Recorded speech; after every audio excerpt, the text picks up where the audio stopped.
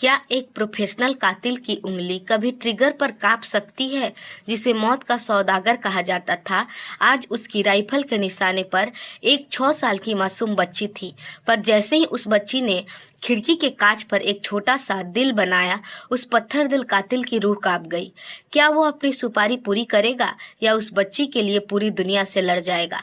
शहर की भागदौड़ से दूर एक पुराने और जर्जर अपार्टमेंट की तीसरी मंजिल पर विक्रम अपनी राइफल साफ कर रहा था।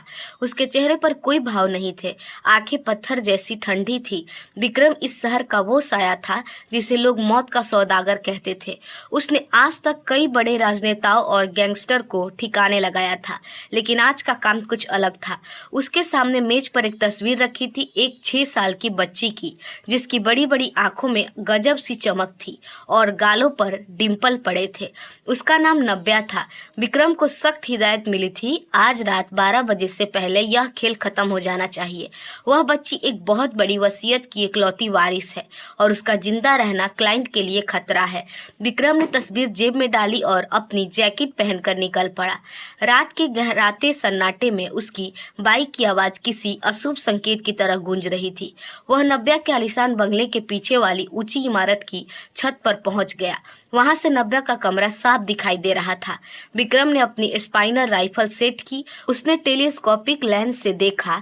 नव्या हाथ में एक पुरानी गुड़िया लिए खिड़की के पास बैठी थी। वह अकेली थी। शायद उसकी देखभाल करने वाली आया सो चुकी थी। विक्रम की उंगली ट्रिगर पर थी। उसे बस एक बार हल्का सा दबाव देना था और उसका काम पूरा हो जाता। उसके खातों में लाखों रुपए आ जाते। लेकिन तभी कुछ ऐसा हुआ जिसने विक्रम की रूह को कपा दिया। नव्या अचानक खिड़की के शीशे के पास आई। उसने बाहर अंधेरे में चमकती राइफल की नली को देख लिया था, लेकिन उसे लगा कि वह कोई खिलौना है। उसने अपनी नन्ही उंगलियों से खिड़की पर एक दिल बनाया और बाहर की तरफ देखकर धीरे से मुस्कुराई। फिर उसने अपनी गुड़िया को चूमकर खिड़की के पास रख दिया।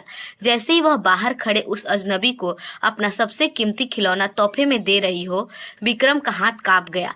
जिस इंसान ने कभी पलटकर अपनी लाशों को नहीं देखा था, आज उसकी आंखों के सामने धुंध छा गई। उसे अचानक अपनी छोटी बहन की याद आ गई, जो बरसों पहले एक हादसे में उसे छोड़कर चली गई थी। अभी वह इस कसमकस में था ही कि उसने देखा नव्या के कमरे का पिछला दरवाजा धीरे से खुला। 2 नकाबपोश आदमी हाथ में धारादार खंजर लिए दबे पांव नव्या की तरफ बढ़ रहे थे।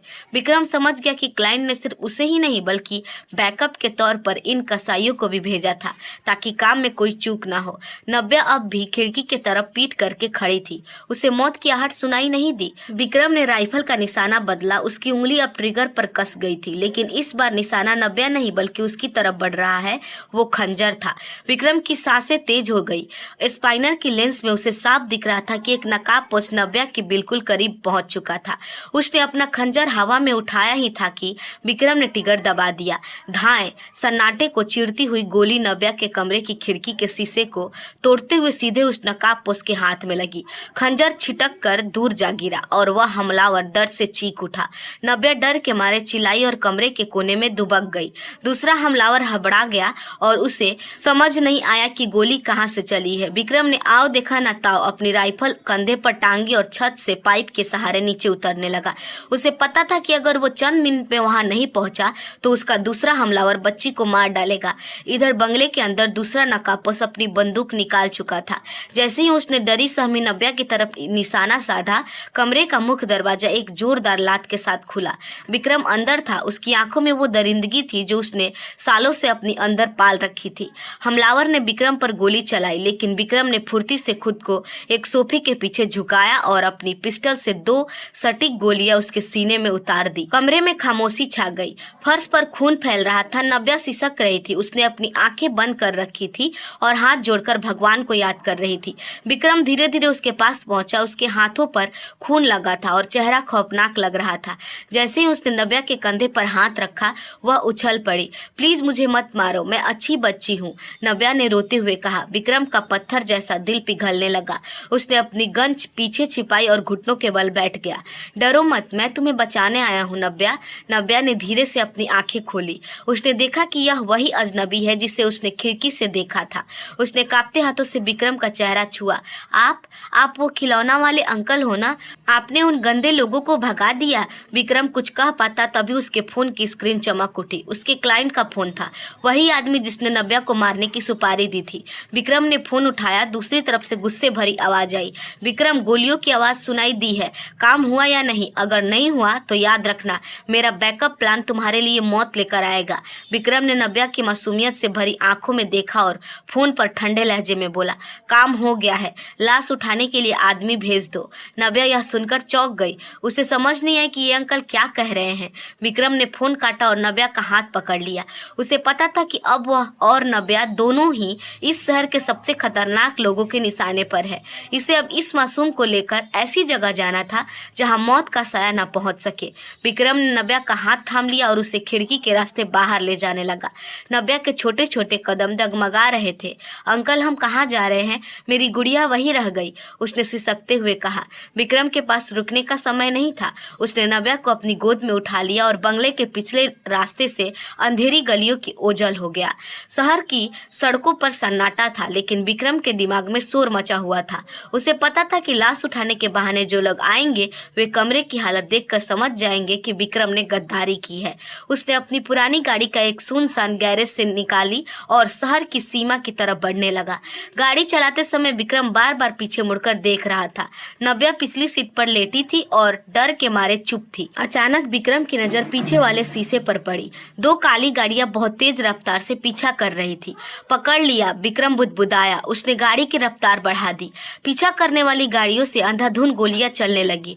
टाए टाए की आवाज से रात का सन्नाटा दहल उठा। एक गोली गाड़ी के पिछले शीशे पर तोड़ती हुई निकली। नव्या जोर से चीखी, नीचे झुक जाओ नव्या, अपनी आंखें बंद कर लो, विक्रम चिल्लाया। विक्रम ने एक हाथ से स्टीयरिंग संभाला और दूसरे हाथ से अपनी मशीन गन बाहर निकाली। उसने पीछे मुड़कर अंधाधुंध फायरिंग की, जिससे एक गाड़ी का टायर फट गया और वह पलटती हुई सड़क के किनारे जा गिरी।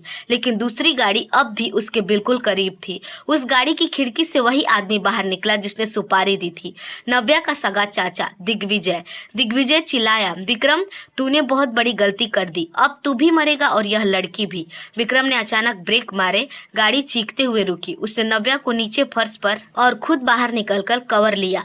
गोलियों की बौछार शुरू हो गई। विक्रम एक ट्रेंड किलर था, लेकिन आज वह अकेला था और सामने पूरी फौज थी। लड़ाई के बीच विक्रम के कंधे में एक गोली लगी। वह दर्द से कराह उठा। दिग्विजय अपनी गन लेकर धीरे धीरे विक्रम की ओर बढ़ने लगा। उस बच्ची को मेरे हवाले कर दे विक्रम, मैं तुझे जिंदा छोड़ दूंगा। विक्रम ने खून से सने हाथ में अपनी आखिरी मैगजीन लोड की। तभी उसने देखा कि नव्या गाड़ी का दरवाजा खोलकर बाहर निकल आई थी। उसके हाथ में वही गंदा और फटा हुआ फर्स्ट एड बॉक्स था जो उसने गाड़ी की सीट के नीचे पाया था। अंकल, आपको चोट लगी है? वह रोते हुए दिग्विजय की बंदूक की परवाह किए बिना विक्रम की तरफ दौड़ पड़ी। दिग्विजय ने अपनी बंदूक की नली नव्या के तरफ घुमा दी। बहुत हुआ नाटक, अब खत्म करो इसे। जैसे ही दिग्विजय ने ट्रिगर दबाने की कोशिश की, विक्रम की आंखों में बिजली सी कौंधी। उसने अपनी पूरी ताकत झोंक दी और नव्या के सामने कूद गया। एक जोरदार धमाका हुआ, लेकिन गोली दिग्विजय की तरफ से नहीं चली थी। सड़क के दूसरी तरफ से एक और तीसरी गाड़ी आई थी, जिससे कुछ नकाबपोश लोग बाहर निकले और उन्होंने दिग्विजय की टीम पर हमला कर दिया। विक्रम हैरान था। ये लोग नए थे। कौन थे ये? और क्या ये दोस्त थे या कोई नया दुश्मन?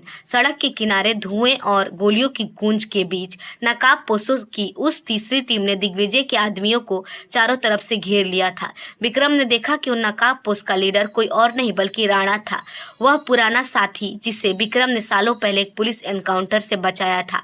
आज राणा ने अपनी कर्ज उतार दिया था। दिग्विजय को पुलिस के हवाले कर दिया गया, लेकिन असली चुनौती अभी बाकी था। विक्रम के कंधे से खून तेजी से बह रहा था और उसकी आंखें धीरे धीरे बंद हो रही थी। अंकल, आप आंखें बंद मत करो, देखो मैंने आपकी चोट पर पट्टी बांधी है। नव्या सिसकते हुए अपने छोटे से रुमाल से विक्रम का घाव दबा रही थी। विक्रम ने मुस्कुराने की कोशिश की। उसने आज तक हजारों को मारा था, लेकिन आज पहली बार उसे महसूस हुआ कि किसी की जान बचाना कैसा होता है। उसने राणा की तरफ देखा और धीमी आवाज में कहा, इसे तुम कहीं दूर ले जाओ, ऐसी जगह जहां इसका चाचा की परछाई भी ना पहुंच सके। इसे एक नया नाम दो, एक एक नई जिंदगी दो। राणा ने गर्दन झुकाकर वादा किया। जब एम्बुलेंस और पुलिस की गाड़ी नजदीक आने लगी तो विक्रम ने नव्या का चेहरा अपने हाथों में लिया। नव्या, अब तुम्हें डरने की जरूरत नहीं है, अब तुम एक राजकुमारी की तरह जियोगी। नव्या की आंखों से आंसू गिर रहे थे। पर अंकल, आप भी तो मेरे साथ चलोगे ना? विक्रम ने जवाब नहीं दिया। उसने अपना वही पुराना गिटार वाला बैग जिसमें कभी राइफल रहती थी नव्या के हाथों में थमा दिया। उस बैग में अब राइफल नहीं बल्कि उसकी पूरी जिंदगी की कमाई और वो सारे कागजात थे जो नव्या को उसकी वसीयत का असली हकदार साबित करते थे। सालों बाद एक बड़े शहर के कॉन्वेंट स्कूल में बाहर एक नौजवान लड़की खड़ी थी। उसका नाम अब अवनी था।